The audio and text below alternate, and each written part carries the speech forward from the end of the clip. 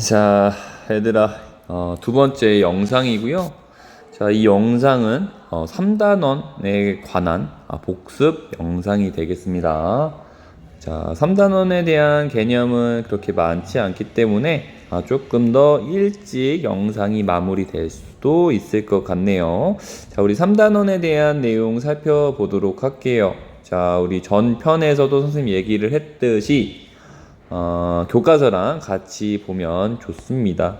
그래서 이 화면에 나와 있는 이 내용에 대한 개념들은 100쪽에서 104쪽에서 찾아볼 수 있을 겁니다. 자, 우리가 속력이라고 하는 개념을 배우기 전에 이제 선생님이 이제 처음에 거속시라고 해서 거리는 속력 곱하기 시간, 속력은 시간분의 거리, 시간은 속력분의 거리라고 해서 간단한 공식들을 알려드렸죠. 그리고 단위의 경우에도 지금 여러분 화면 멈춰놨다가 필기를 해두면 좋을 것 같습니다. 그래서 거리는 이제 밀리미터, 센티미터, 킬로미터, 속력은 미터 퍼 세크, 킬로미터 아워를 많이 사용을 하고요. 시간은 초 단위, 분 단위, 시간 단위로 작성을 하죠. 그래서 우리 단위 환산의 경우에는 선생님 마지막 페이지에서 설명을 하도록 하겠습니다. 자, 우리 100페이지를 보면 운동을 기록하는 방법에 대한 얘기가 나오죠. 그래서 보통 여기서 문제를 출제를 한다고 하면은 어떤 물체를 일정 시간 동안 일정 시간 간격으로 연속 촬영한 사진이다 라고 해서 나올 겁니다. 그래서 이런 문제의 경우에는 이제 속력이 어떤지, 그리고 등속 운동을 하는지 등속 운동을 안 하는지를 살펴보면 되겠습니다.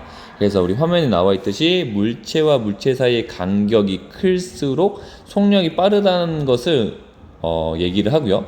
또 물체와 물체 사이의 간격이 일정해, 그렇다면 등속운동, 일정하지 않으면 등속운동이 아니라는 소리죠.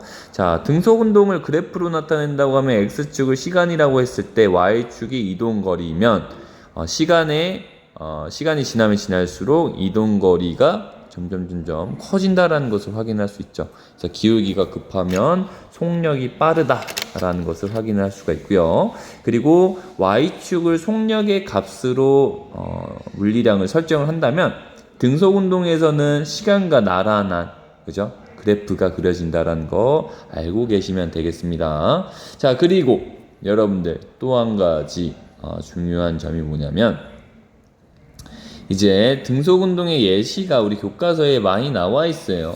그래서 우리 자이로 드롭이 올라갈 때에도 등속운동의 예시라고 우리 교과서에 나와 있어요. 그래서 99페이지에 이제 자이로 드롭이 올라갈 때 그리고 떨어질 때 운동은 어떻게 다르냐라고 나와 있는데, 자이로 드롭이 올라갈 때는 여러분들 요것도 등속운동이라고 해요.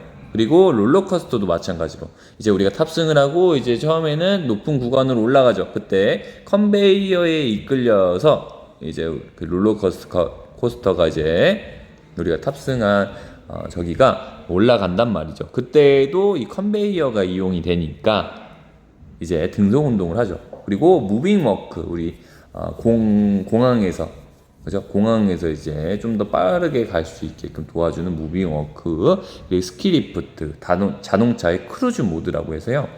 자, 이 자동차 크루즈 모드 같은 경우는 이제 105페이지에 소개가 되어 있는데, 다른 말로는 속력 유지 장치라고 해요. 그래서 이 자동차 크루즈 모드가 있고요. 그리고 모노레일도 여러분들 등속 운동의 예시라고 합니다. 잘 알아두시면 좋을 것 같습니다. 자, 이렇게 해서 우리가 등속 운동에 대한 개념을 살펴봤고요. 자, 다음에 이제 자유 낙하 운동입니다. 이 자유 낙하 운동의 경우에는 공기 저항이 없이 떨어지는 운동이라고 하죠. 자, 그리고 또 요 자유 낙하 운동의 경우에는 또 특징이 뭐가 있냐? 질량과 관계없이 물체의 자유 낙하 속도가 동일하다라는 거죠. 그러니까 우리 전 시간에 깃털이랑 그 다음에 볼링공이랑 떨어지는 영상을 아마 시청을 했을 겁니다. 이때 진공 상태, 자유낙하 운동을 한다고 했을 때 질량과 관계없이 물체가 떨어지는 속도가 동일했죠. 그죠? 그래서 질량과 관계없이 물체의 낙하 속도는 항상 동일하더라. 자, 이런 특징을 갖고 있고요. 또 초당 9.8m/s씩, 그죠? 세크씩 속력이 일정하게 증가를 하죠. 일정하게 증가를 하기 때문에 우리 그래프로 나타내면 시간을 x축, y축을 속력이라고 했을 때 직선형의 그래프가 이렇게 그려진다라는 거 알고 계시면 되겠습니다. 자, 이렇게 하면요, 우리가 자유낙하 운동에서 자유낙하에 대한 개념을 어느 정도 살펴봤고요. 자, 그 다음에 이제 여러분들 중력의 크기라고 해서요. 중력의 크기는 다른 말로 우리 물체의 무게라고도 합니다. 물체의 무게라고도 하는데, 자, 이 물체의 무게는 9.8 곱하기 질량입니다. 그래서 이렇게 우리가 구할 수가 있죠. 그래서 중력의 크기 단위는 뉴턴을 사용하고요.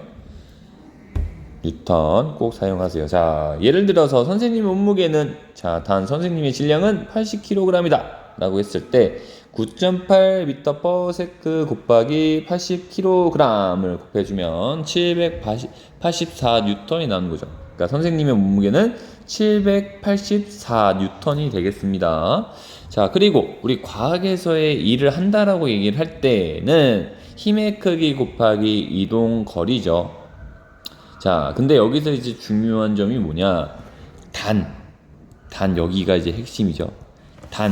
힘이 작용하는 방향과 이동 방향이 같을 때를 의미해요. 자, 그러면 과학에서의 일이 0인 경우를 한번 좀 살펴볼게요. 자, 힘의 크기가 0인 경우, 자, 뭐가 있을까? 빙판길, 그죠? 빙판길에서 멈춰 있어도 관성에 의해 이제 미끄러지는 경우를 얘기할 수 있고요. 자, 이동거리가 0인 경우에는 뭐가 있을까? 역기 선수가 역기를 들고 멈춰 있을 때, 그렇죠? 그때는 딱 고정되어 있기 때문에, 멈춰 있기 때문에 이동거리가 0이라고 볼 수 있는 거죠. 자, 그 다음에 힘의 방향과 이동 방향이 수직 경우, 자, 선생님이 어떤 물체를 들고 옆으로 이동을 하죠. 그럼 이 물체는 이제 이 물체를 들기 위해서 선생님의 힘의 방향은 이제 위쪽이었을 텐데 이동하는 방향은 옆쪽이니까, 오른쪽이니까 수직 관계에 있죠. 수직 관계, 그죠? 수직 관계니까 이거는 과학에서의 일은 하지 않았다라고 얘기를 하는 겁니다.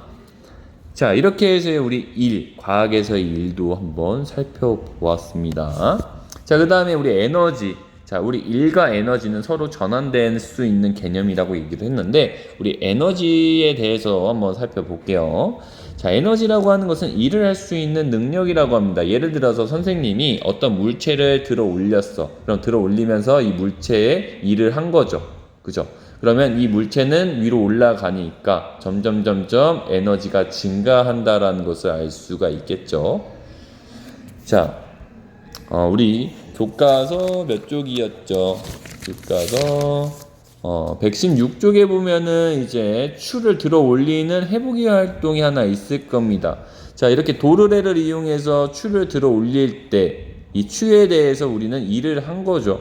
그죠? 근데 일을 해줬기 때문에 추의 에너지도 같이 증가를 하고 있다라는 거죠. 그래서 추를 끝까지 올리고 올린 정지된 상태가 된다고 하면은 이때는 위치 에너지가 맥시멈 최대가 되고요. 운동 에너지는 멈춰 있기 때문에 0인 거죠. 자, 추를 낙하함과 동시에 위치 에너지는 감소하고 운동 에너지는 증가함을 알 수가 있습니다. 자, 그래서 중력에 대해 한 일. 자, 중력에 대해 한 일은 뭐하고 같다? 중력에 의한 위치 에너지하고 같고, 이 중력 위치 에너지는 9.8 곱하기 mh라고 하는데, m은 질량을 의미하고 h는 높이를 얘기를 한다라는 거, 이 공식 꼭 알고 계시고요. 자, 운동 에너지도 마찬가지로 2분의 1 mv 제곱. 자, m은 질량, 그죠? 질량, v는 속력이죠. 그래서 운동 에너지 같은 경우에는 질량에 비례하고 속력 제곱에 비례하겠죠. 자, 중력에 대해 한 일 또는 중력에 의한 위치 에너지의 경우에는 질량과 높이가 각각 비례하겠죠. 자, 그 다음에 선생님이 이제 한번 위치 에너지하고 운동 에너지의 관계를 조금 더 여러분들이 이제 변환이 되는 그 과정들을 이제 선생님이 좀 간단하게 우리 교과서에서 다루지 않는 내용이긴 한데 간단하게 이제 이해를 도모하기 위해 좀 한번 그려봤습니다. 자, 뭐냐면 지금 1번, 2번, 3번, 4번, 5번, 6번 네모 박스들이 있죠. 그죠? 각각의 물체들을요, 지면에서부터 이제 끌어올린 거죠. 자, 1번 같은 경우에는 이제 가장 높은 곳에 있고요. 자, 2번은 이제 떨어지고 있는 거야. 즉, 1번에서 1번 선반 위에, 선반이라고 했을 때, 선반 위에 이제 1번 물체를 올려놨다라고 생각을 해봅시다. 그러면 얘는 이제 선반에서 떨어짐과 동시에 이제 지면에 도달을 하겠죠. 자, 근데 선반 위에 올라가 있는 상태일 때는 여러분 위치 에너지가 가장 크고 운동 에너지는 없는 상태죠. 그죠? 근데 선생님이 이제 선반에 있었던 이 1번 물체를 떨어뜨렸어. 그러면 점점 운동 에너지는 커지고 위치 에너지는 작아지는 것을 알 수 있죠. 자, 근데 여기서 이제 핵심 포인트는 뭐냐면 위치 에너지가 감소한 만큼 운동 에너지가 증가한 거예요. 그래서 예를 들어서 위치 에너지가 예를 들어서 한 5줄 정도 떨어졌다고 보자. 그러면 운동 에너지는 5줄 정도 증가한 거예요. 아시겠죠? 자, 그러니까 여기 이 말을 이 수식을 좀 잘 보았으면 좋겠어요. 1번의 위치 에너지는 2번의 위치 에너지 플러스 2번의 운동 에너지하고 같다. 그죠? 즉, 위치 에너지가 운동 에너지로 전환됐다라는 것을 알 수 있죠. 그래서 즉 중력이 물체 한 일의 양은 운동 에너지와 같다라는 결론을 우리가 낼 수가 있습니다. 자, 이제 마지막 이제 단위 환산. 여러분들 단위 환산 때문에 이제 조금 어려워하는 친구들이 많아서 단위 환산에 대한 내용, 그리고 3단원에서 꼭 알아야 되는 공식들 한 번 더 선생님이 복습 차원으로 또 한 번 얘기를 좀 해드리도록 하려고 합니다. 자, 먼저 단위 환산부터 좀 생각을 해 보도록 할게요. 자, 거리는요. 자, 거리부터 한번 볼게요. 거리. 자, 1km는 1000m하고 같고요. 1m는 100cm. 자, 1cm는 10mm와 같다라고 합니다. 자, 2번. 속력입니다. 속력. 자, 속력은 km/h와 m/s를 많이 사용을 하는데요. 자, 60km/h를 이제 m/s로 한번 나타내 보면, 자, 60km/h일 때 이제 3600으로 나눠줘요.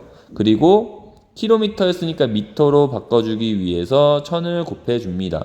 그리고 서로 약분을 하게 되면 16.67m/s가 나오게 되는 것이고요. 이번에는 10m/s를 km/h로 한번 나타내려면 요거는 간단하게 3600을 곱해주게 되면은 이렇게 값이 나오고 36km/h라는 속도로 환산을 할 수가 있습니다. 자, 그 다음에 이제 공식 관련해서도 한번 나타낼 텐데, 우리 뉴턴이라고 하는 것은 힘의 크기를 의미하죠. 자, 그래서 1뉴턴은요 1kg 곱하기 1m/s를 나타내는 것이고요. 그 다음에 줄은 이제 1의 단위죠. 1. 1의 단위는 이제 힘의 크기 곱하기 이제 이동거리. 그래서 뉴턴과 미터를 곱해주게 되면 1줄이 나옵니다. 자, 무게는 중력의 크기라고도 같고요. 중력 크기는 이제 mg라고 해서 중력 가속도 상수가 곱해진, 질량이 곱해진 값이고요. 자, 이 값은 kg 곱하기 9.8m/s를 꼭 해줘야 된다라는 거 알고 계시면 되겠습니다. 자, 그래서 이렇게 우리가 나타냈고요. 자, 1은요. 1. 자, 1이라고 하는 것은 힘의 크기 곱하기 이동 거리입니다. 그래서 예를 들어서 어떤 물체가 있는데 화살표 방향으로 4cm 정도 이동을 시켰다고 했을 때 1의 양은 이라고 하는 예시를 한번 보도록 할게요. 자, 여기서 이제 여러분들이 헷갈려 하시면 안 되는 게, 우리는 1이라고 하는 것은 힘의 방향과 이동거리 방향이 서로 같을 때 1을 한다라고 얘기를 했어.